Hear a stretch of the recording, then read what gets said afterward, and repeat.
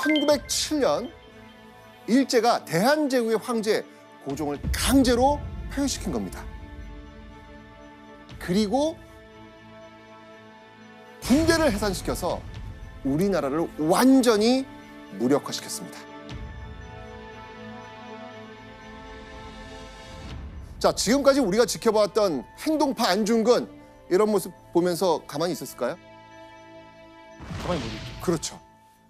안중근은 더 이상 이런 계몽 활동 같은 소극적 방식으로는 일제에 저항할 수 없다라고 판단합니다. 자, 이때 안중근이 결심한 방법은 무엇이었을까요? 이제 그 분필은 던지고 총을 드나요?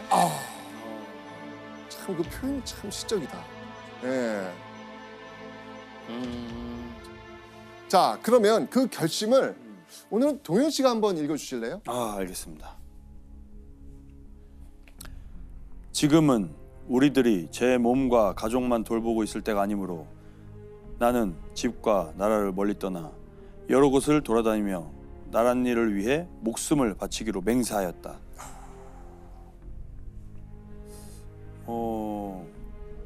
나라를 위해서 진짜 이 한번 바치겠다. 네, 그러니까 완전히 결의가 찼어요 지금. 네. 내 몸만 내 가족만 돌볼 게 아니고 이제 좀 나아가야 한다 이런 얘기인 네. 것 같은데. 맞습니다. 안중근은 본격적인 항일운동을 펼치겠다는 거였습니다. 대단하다. 대단하다. 자, 하지만 이런 결심을 할 때 안중근 눈에 밟히는 사람들이 있을 겁니다. 아우 있죠. 바로 안중근의 어린 세 자녀였습니다. 6살 딸과 3살 된 아들, 심지어 막내 아들은 돌도 채 되지 않았습니다. 정말 대단하다, 어리죠? 대단하다. 너무 어리네요. 이거는 진짜 와 정말 크신 분이 큰 사람이네요. 아니, 부인도 대단한 것 같아요. 그러니까. 이렇게 어린 자식들을 떼어놓고 떠나는 안중근의 발걸음, 얼마나 무거웠겠습니까? 그런데 안중근은요, 스스로를 다잡으며 발길을 재촉합니다. 자, 그렇게 국내 항일운동의 한계를 극복하고 본격적으로 일제에 대항하기 위해 조국을 떠난 안중근. 자, 과연 가족을 뒤로하고 안중근이 향했던 곳 어디였을까요?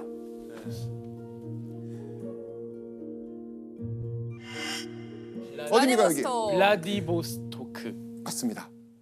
기반조차 없는 낯선 땅 연해주에서 안중근이 가장 먼저 했던 일은 무엇이었을까요? 바로 일제에 맞서 함께 싸울 사람들을 모으는 일이었습니다. 근데 이제 해외에서 있을까요? 그때도 찾기가 없었는데. 되게 어려웠을 것 같은데. 쉽지 않죠.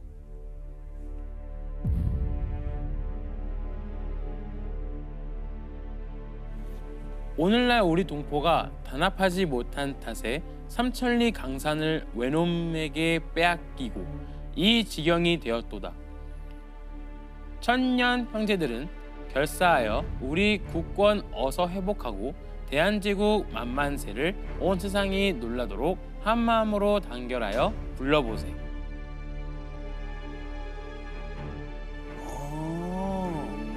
어떤 일? 신문에다가 이렇게 낸 거예요? 그렇죠. 그러니까 뜻을 함께할 사람들을 구한다라는 거네요. 맞습니다. 안중근의 절절한 심경이 담긴 글에 감명을 받았는지 연해주 동포들이 하나 둘 모여들기 시작합니다. 자, 그렇게 1908년 4월 안중근은요, 기존의 연해주에 자리 잡고 있던 인사들과 연합해서 드디어 항일 의군 부대를 조직합니다.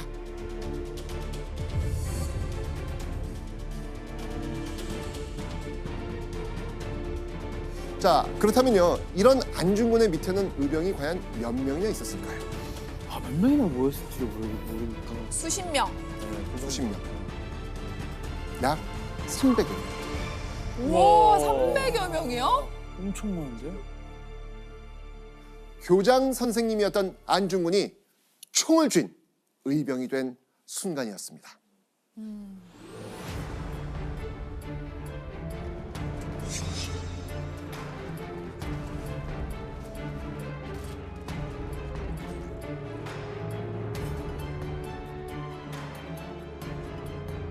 함경북도 홍이동 그리고 신화산에서 잇따라 승리를 거둡니다.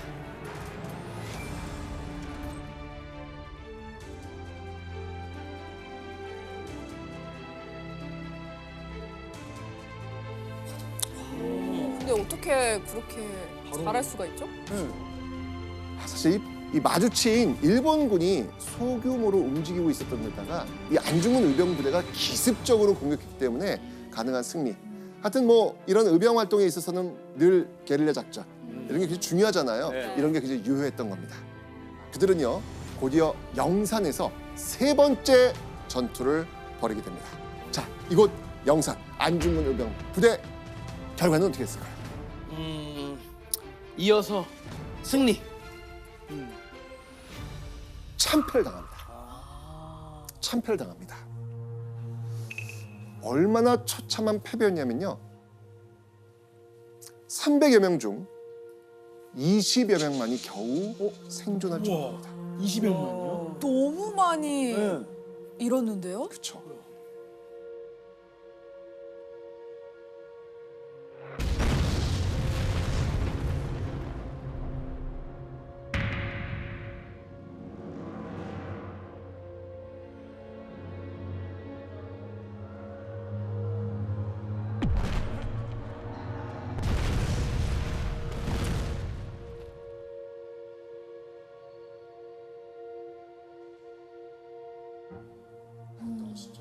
그런데 사실 이 패배의 진짜 원인은 안중근에게도 있었습니다.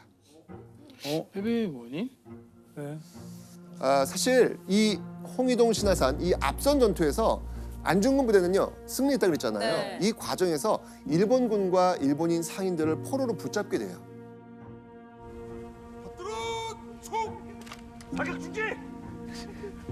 이때 안중근이 이렇게 대답을 합니다. 전쟁 포로는 죽여서는 안 된다는 만국공법 모르십니까? 풀어주시오.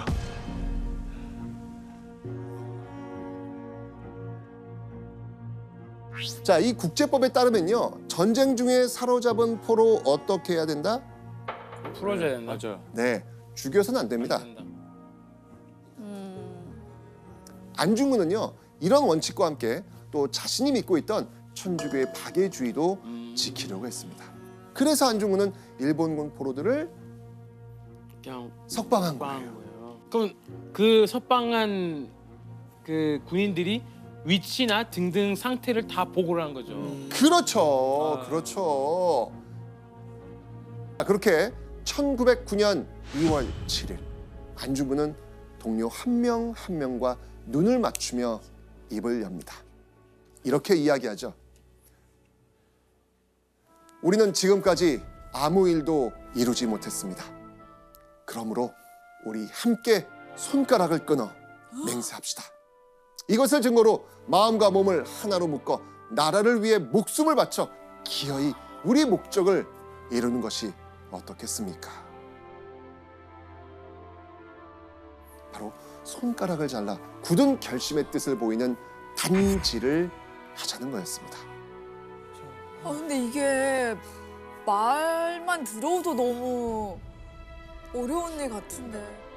계속되는 일제의 탄압에 약해지는 마음을 다잡고 꺼져가는 항일 정신을 다시 일깨우기 위한 결의였습니다. 그리고 안중근이 가장 먼저 칼을 들어 자신의 약지를 힘주어 잘랐죠. 11명의 동료들도 주저없이 그 뒤를 이었습니다. 비장하기까지 한 이들의 행동을 우리는 이렇게 부릅니다. 바로 단지 동맹입니다.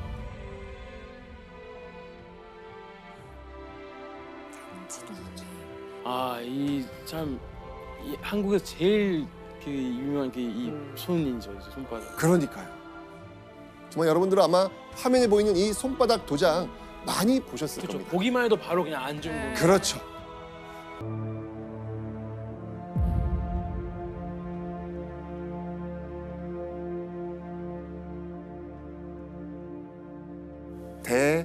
한동립.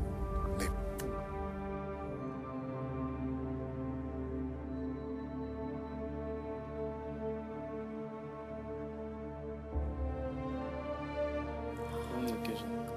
피를 모아서 했다라는 것 자체가 그러니까 이제는 더 이상 물러날 곳이 없다라는 거를 의지를 다진 것 같아요. 뭔가 300명의 전투를 했을 때 그때 살아남았잖아요.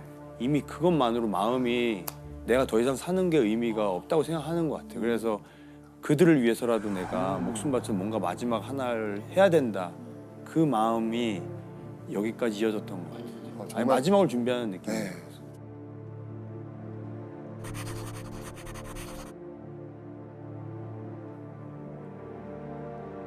안중근을 비롯한 12명의 애국지사가 결연한 의지를 다진 후 1909년 10월 드디어 안중근에게 그 의지를 실현할 수 있는 기회가 찾아오게 됩니다. 안중근은 지체 없이 연해주를 떠나 어디론가 향하죠. 바로 이 인물을 만나기 위해서였습니다. 드디어 나옵니다. 드디어 나옵니다. 이토 히로부미.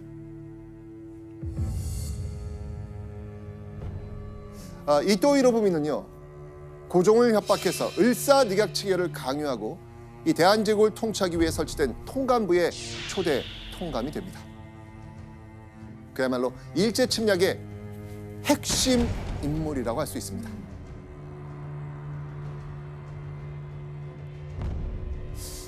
자, 그런데 당시 일본에 있던 이 이토 히로부미가 며칠 내로 이곳에 방문한다는 소식이 신문에 실린 겁니다. 자, 그리고 그 신문을 본 안중근 역시 그 장소로 출발하죠. 안중근이 이토 히로부미를 만나기 위해 향한 곳은 어디였을까요? 우리가 처음에 본 하얼빈역. 맞습니다. 여러분이 알고 있는 그 장소역입니다. 그리고 마침내 이토가 사정권에 들어온 순간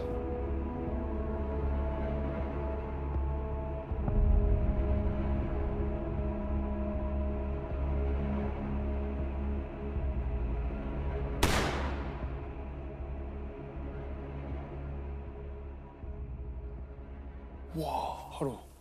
안중근의 저격은 정확했습니다. 이토 히로부미는 피격 직후 기차 안으로 옮겨졌고 약 30분이 지난 오전 10시경 사망합니다. 거사를 마친 안중근은 하늘을 향해 소리쳤습니다.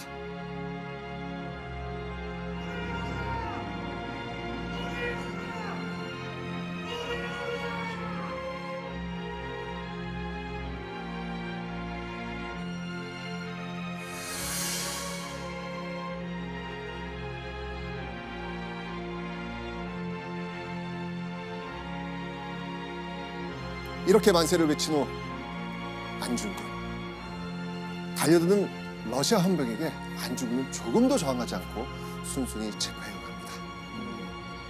당시 안중근의 모습이 있어요. 있어요? 그 모습을 영상으로, 영상으로? 네, 영상으로 한번 확인해 보겠습니다.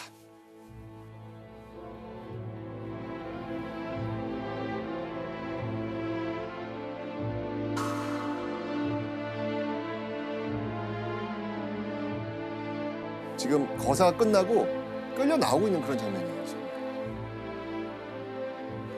저두 사람 사이. 같이 걸어가고 네. 있는 거예요. 저 두 사람 사이, 저 뒤에. 네.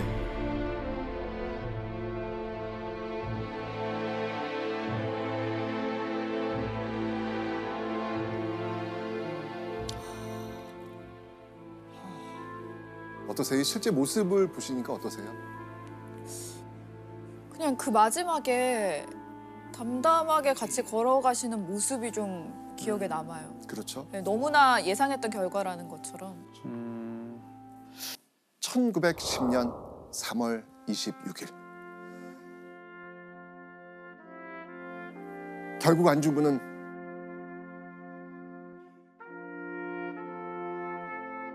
그렇게 형장에서 생을 마감하고 맙니다.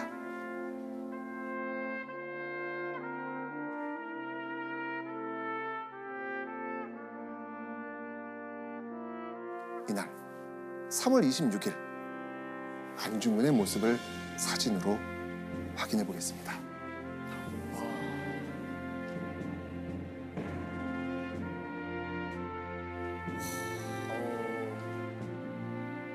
이때 안중근의 심정은 과연 어땠을까요? 근데 표정이 당당해 보이세요. 뭔가 그 날인데 오히려 조금 다 내려놓고 편안하게 조금 받아들인 느낌이 좀 보여요. 저도 사진을 여러 번 봤습니다만 미처 생각하지 못했던 건데 시선의 처리가 굉장히 밑으로 가 있지 않고 위를 향하고 있죠. 예. 그 부분은 저 상황을 본인이 얼마나 의연하게 맞이하고 있는가를 보여주는. 저도 예. 느껴져서. 끝까지 나라의 앞날을 걱정했을 수도 있고 아니면 그간 힘들었던 여정을 하나하나 되짚어보며 풀어냈을지도 모릅니다. 하지만 확실한 건 안중근은 32살이라는 젊디 젊은 나이에 마지막까지 의연한 모습으로 순국했다는 겁니다. 그런데요, 안중근이 죽기 전 두 동생에게 남긴 유언이 있었다고 합니다. 자, 안중근의 유언을 화면으로 확인해 보겠습니다.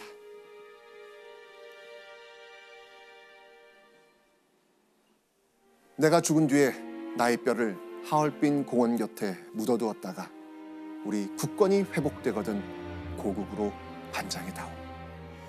대한독립의 소리가 천국에 들려오면 나는 마땅히 춤추며 만세를 부를 것이다. 아, 정말 가슴이 좀 먹먹한 그런 유언인데요. 네. 안중근의 이 유언은 지켜졌을까요? 지켜줘야 되는데. 지켜지지 못했습니다. 왜요? 3월 26일 그날 시신을 수습하기 위해 감옥 밖에서 기다리던 동생들은 형 안중근의 시신을 돌려받지 못합니다.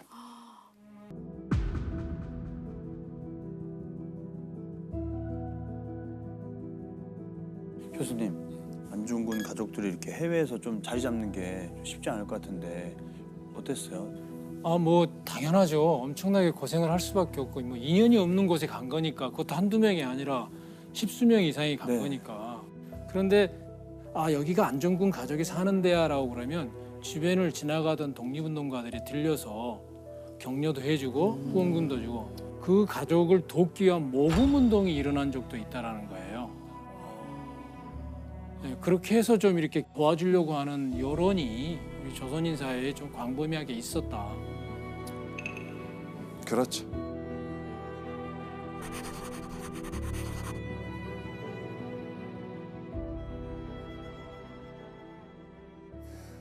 마지막까지 형 안중근의 옥바라지를 했던 누구였죠?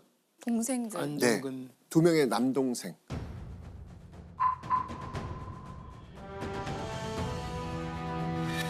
그 이후 무슨 일을 했을까요? 안중근 대신 집안의 가장 노릇을 했던 차남 안정근은 1919년 가을 돌연 중국 상해로 향합니다. 평소 친한 형님으로 모시던 한 인물의 요청 때문이었습니다. 그 인물은 누굴까요? 보시죠. 자, 사진 속 요 인물 중 앞줄 맨 왼쪽이 바로 지금 안정근입니다. 아, 그리고 그 뒤에 선 인물 바로 이분의 요청 때문에 지금 상해로 갔는데 이분 혹시 누군지 아시겠어요? 사진이 아까 동현 코스염 있는 동현 씨가- 독립운동가. 씨가 안창- 얘기했잖아요. 안창훈 선생님. 어. 네, 바로 도산 안창호였습니다.